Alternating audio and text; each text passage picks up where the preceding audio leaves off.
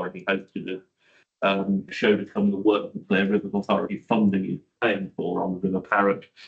Really important dredging work that gives them a lot more resilience in work that wouldn't otherwise be paid for because it wouldn't meet the environmental criteria. So they come to show what they're doing. We sat through a meeting at their River Authority to understand how it works. And simply from my experience, they would, I'm sure, be really pleased to receive any of you. If you want to go down, meet with them, talk to them, they are really keen to share their experiences.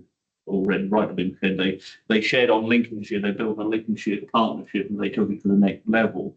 Where there is a fundamental difference is that they have direct funding and they have local control over what that priority or what priorities that spend are. And that feels, in my humble opinion, to take what we have in Lincolnshire to the next level. And I think it had a lot of merit. But if you wanted to go and see them, they were very pleased to see. Thanks for that. Councillor Carrington. Thank you, Chairman. I've got a number of questions about individual points on the report. I don't know if Chris would like to take them individually or not. But actually, before I get onto them, I just wanted to pick up on something that you asked, Chairman, about 75 million and the IDB compensation. Like Councillor Ashton and probably other colleagues in the room, I serve as, in my case, district representative on an IDB. One of the problems with that compensation, as Tom said, it was really welcome money, vital, was that's kind of geared to like-for-like replacement. Whereas what you often want to do as an IDB is build back better. So you're building resilience into the system because as Chris and Matthew have rightly said, we're going to get more of this coming down the track.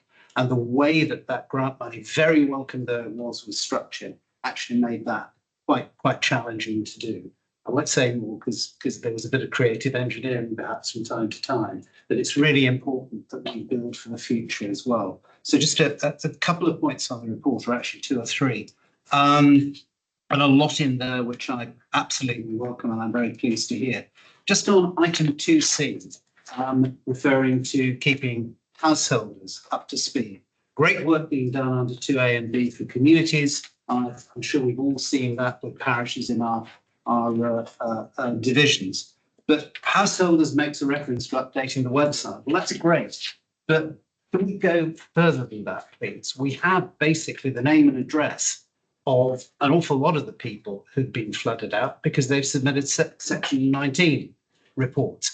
Now, we can't go in and pay for everybody's repairs, but we do have the ability to maybe send an information pack, something personalised, offer a contact to every single individual. I would hope that we would be able to do something along those lines. The website alone is not, in my view, quite enough action. Do you want to take these one by one, Chris? Or? Yeah, Martin. Yeah, John. Yeah, no, thank you, Councillor Carrington. I think one of the things we all recognised after particularly Storm Babette and Henk, which was then emphasised in January, was the engagement at a community level so that people could be informed and better prepared wherever possible.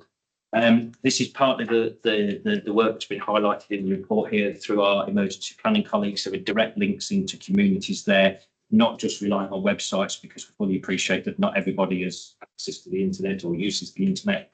So this is very much on a local level, directly getting into those who have been affected in parishes.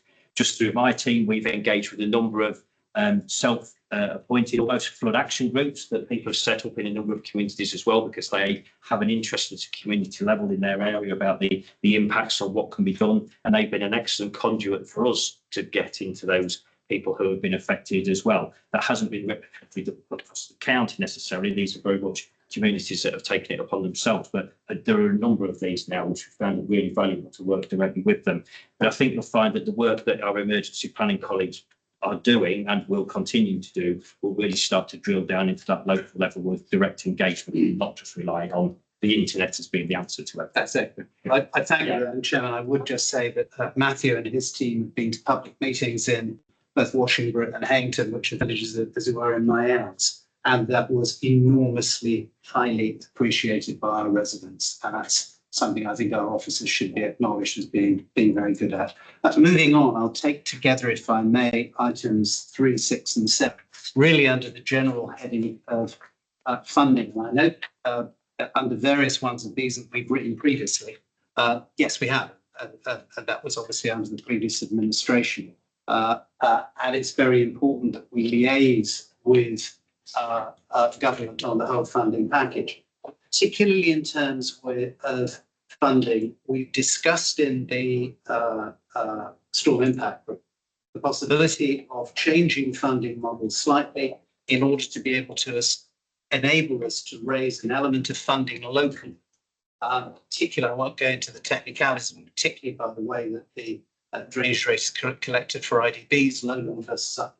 Frankly, there isn't lowland water, upland water, there's water, and it responds to gravity.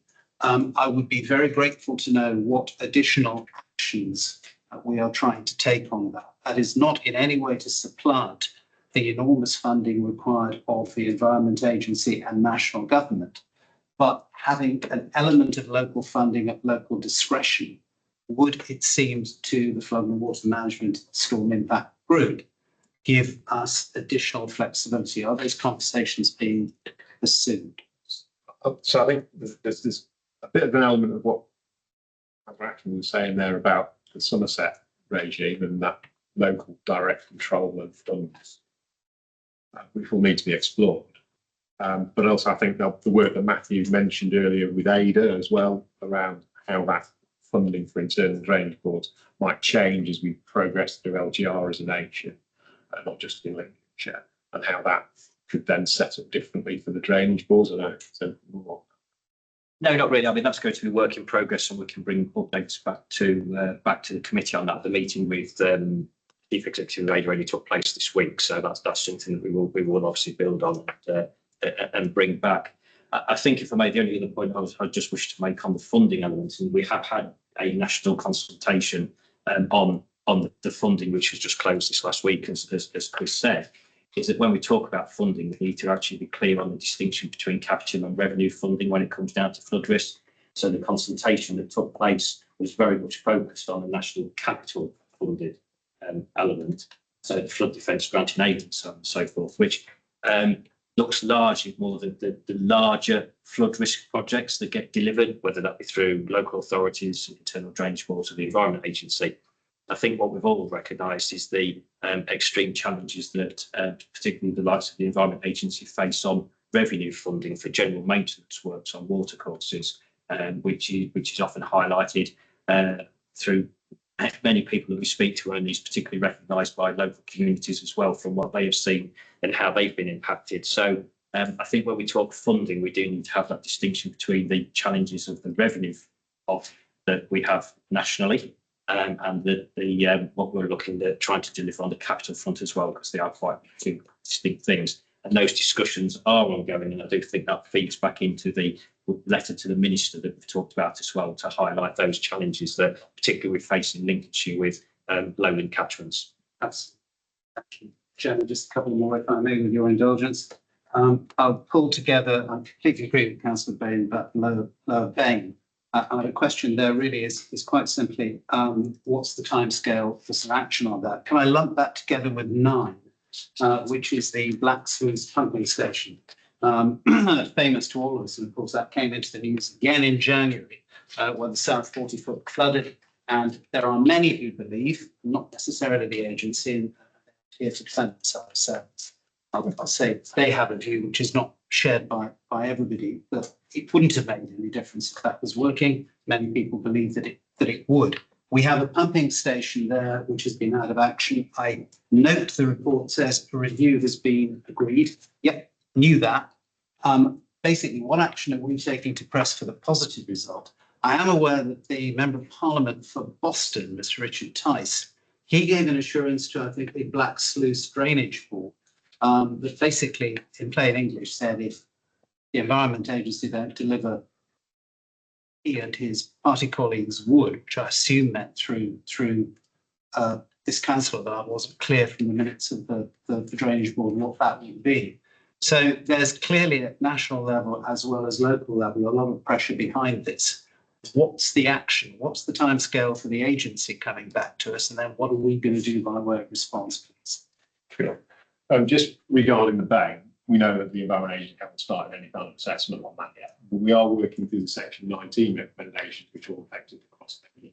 So working in tandem with the Environment Agency, we are looking at various bits and pieces along that water course. As regards black slates, obviously you're aware that, and it says so in the report, well, that the decision to decommission it was taken in 2018 based on a cost value basis. It's what the Environment Agency have agreed to do and are undertaking is review of that decision. As I said in my earlier bit, they're here next, the next Scrutiny committee, so we can ask them to report specifically on where they are at with that black sluice question. Thank you for that. Just one final point, Chairman. The groundwater, just huge thank you. It's big in my ends. It's massive across the county. This council is an absolute leader through the team that Matthew leads in dealing with that. I just wanted to publicly record my appreciation for what they do. Thank you, Chairman. Thank you. Councillor Robertson. Thank you. On the combined authority, it seems new that the money goes into the combined authority pot and not into the Lincolnshire. I think I saw that there, the grant was for less.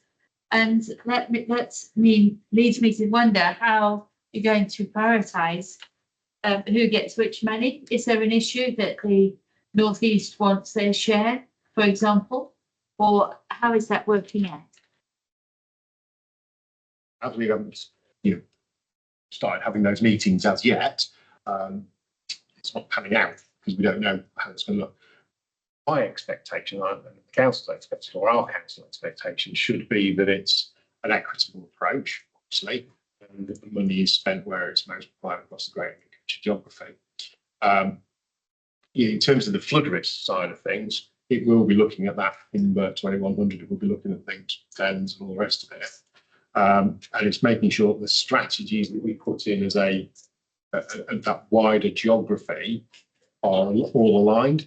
And so, the point you were making earlier about, rather than seeing them as three separate entities, should we not just be talking about flood risk? That's probably a really good vehicle for that to happen at. But that's in terms of deadly disaggregation of any funding that's put towards that area of work, because we've not had those meetings yet. And then following on from that, there was a national consultation on how the capital funding of flooding should be apportioned across the country. Mm-hmm. If we don't know how much we need, how will we be able to respond to that? It's around, it's about the analysis of what you're asking for.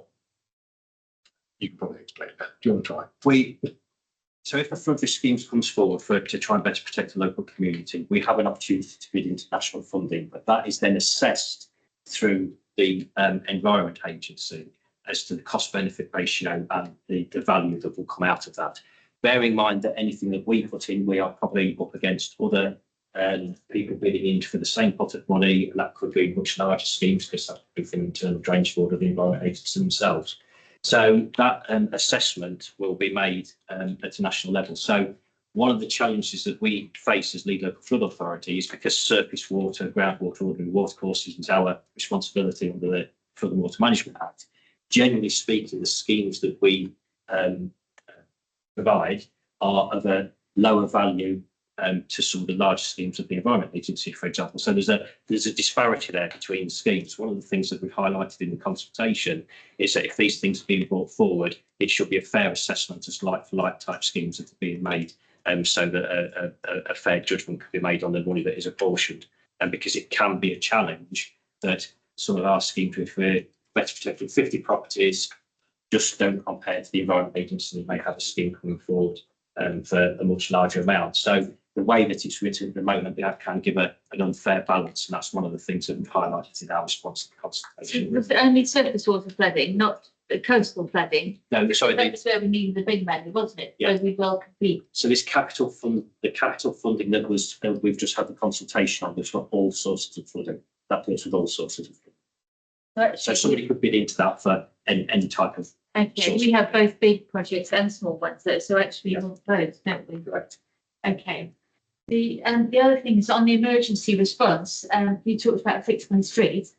And Richard Pennick, who's our advised that we, even during a flood, we should still report the fix my street. And actually, there was somebody at the other end of the line responding. So even in an emergency, I have to say they did have somebody there and respond. The emergency services, however, were not able to respond. And I wonder if this is where we need some more coordination, or maybe we did put extra money in, didn't we? Put extra 2 million in, something like that. But I had a bungalow and it was flooded. A lady living there was flooded right up to the windows. That's a metre of water in a house, in a bungalow. So no upstairs to go to, and no help from the emergency. They just said they were too busy and couldn't help. So I mean, I think that really worries me that that's possible in this day and age. And I do think maybe we could, if you're working to try and get a bit more of a multi-agency response, where's she going to go? Is there another house? Can the district council provide some emergency accommodation? All of that is quite a big issue, isn't it? So Matthew and I benefit, but for the last couple of storm events in January, storm came through both part of the command structure down in South Park. And what you're describing there is exactly what happened. You have the district council representatives where you're looking at standing up community resilience within a village hall, potentially evacuation stuff. So you might recall in I think it's the January floods, when there was a school that was completely isolated by a ring of water around it, and mobilising the volunteer sector to come out and aid the emergency services to transport children to a safer location ready for players still, because they couldn't access the school. So that sort of thing happens in an extreme weather event already, which is good. Obviously, there's always going to be issues of capacity for the emergency services, and unfortunately, if they're already engaged with saving one individual property, then they're not necessarily going to be able to get immediately to someone else's halfway across the large county. It is a difficult thing to balance. That is all coordinated, obviously, emergency services running an event wide perspective through the strategic command structures within all the various authorities. It's not really good enough, I couldn't. How could I say, I'm sorry, you're number 99 on the list, and we're not doing anything for you? It doesn't go down well, does it? I think I absolutely recognise that, and these are the discussions that we had through, with she was informed colleagues in emergency planning at the time. I suppose, not that this is an answer to your point, but just some context in that what we faced with Storm Hank and Storm Bet was at a county-wide scale, something that we'd never experienced before. We'd never had a scale of flooding to deal with at that point on a single point. So it was very much a learning curve, and it was very much a lessons learned and debrief from that event. Thankfully, those events are rare, and that isn't what we face all the time. I would hope that it would be more effective. But certainly with Storm Bet and Hank, if we just reflect on what we were faced with, for the first time ever, we were just dealing with things from north, south, east, and west in the county. It was just everywhere at the same time, which, as you can imagine, did put a huge strain on resources across all organisations. It's happened twice in a short time, and it will happen again. Yep. So it's just about what are we going to do next time when I've got this lady flooded up to a window. Yep. Thanks. I think there's a famous quote: "We live and learn." Sadly, we've had disasters to live and learn, and I think when you read into this, there are ways forward, but it is down to strategical planning and funding. It ultimately is. You can't just, unfortunately, you have to have these experiences to learn from. Councillor Moore. Who's gone? Councillor Murray. Martin. Martin. Councillor Martin. Thank you. There's obviously various discussions here about structures and things of the way flooding is going to be assessed within Lincolnshire over the coming period of time. And I think it's worth noting how useful it is to have committee tonight today where we've had good discussion and local input into the way things happen. I was quite horrified to find a week after I was watching Laura Kunsberg, where a certain Mr. Farage was being interviewed, and he mentioned our committee. He mentioned what we do as a structure within this council. And he said that our mayor, I'll quote, said she'd be better off with some civil engineers rather than people who've been placed on a committee with no knowledge of the subject at all. So the question I have is probably more aimed to the executive really is what is the future of our committee? Can you actually clarify, does this administration believe the committee structure works? Because according to this, we may as well not bother and hand everything over to the mayor with a bunch of civil engineers. So I was really annoyed about this because we do a lot of hard work. Councillors' jobs involves meeting a community, bringing their input to the people with the power and making things happen. And to be basically told that what we do is absolutely useless was a massive insult. So could you clarify, is that the position of this administration? Definitely not. I don't think she was talking about my committee. I think committees have a valuable benefit to all residents. You've got local knowledge. We've brought Councillor Ashton in because he's got local knowledge on what we have. I think knowledge is as important as action, as long as you put that knowledge to action. So can you feed that back up the chain? I shall do when I see him. Helpful. Make sure that they know. Can I just make a statement regarding that? There's the prime example. When myself and Councillor Brooks went to a site meeting in Scotland recently. The Environment Agency were there, and to be honest, I found their response shameful. There was a situation in the past couple of years where Scotland Parish Council had £100,000 available.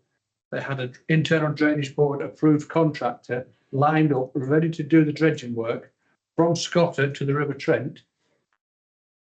The Environment Agency stopped them and said, "Oh, we haven't done the impact assessment, you can't do it. We've done the impact assessment on the river flowing into Scotland. You can do that if you want to make the water come in even quicker." They didn't want to do that, obviously. And so I think what he was getting at was the point where you come to people at the Environment Agency saying stupid things like that, instead of just getting on and getting the job done, which he was saying, get some contractors out there and get the job done. Stop. We have a committee procedure, we will go through it, and hopefully we will use this procedure to make things happen and not just sit here talking about it, which seems to have happened in the past.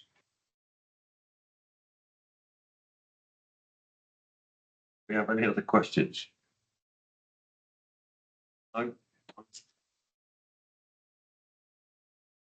Oh, very much for that one.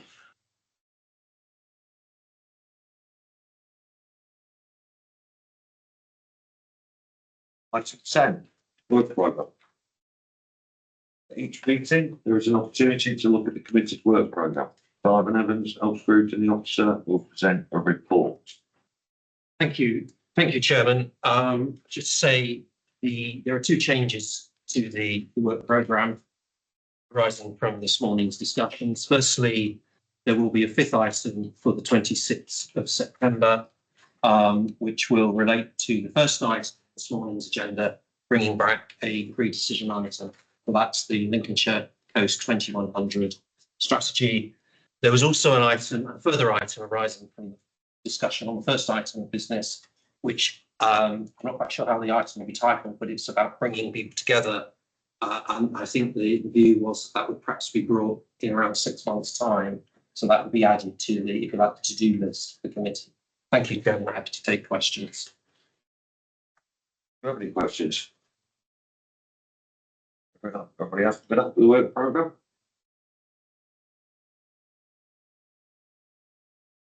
I think that concludes the meeting then, is it? Yeah, no questions? No, thank you. Well, thank you all for coming. Thank you for some very informative discussions, and hopefully we'll have a safe journey and we'll see you next time. Yeah. Thank you.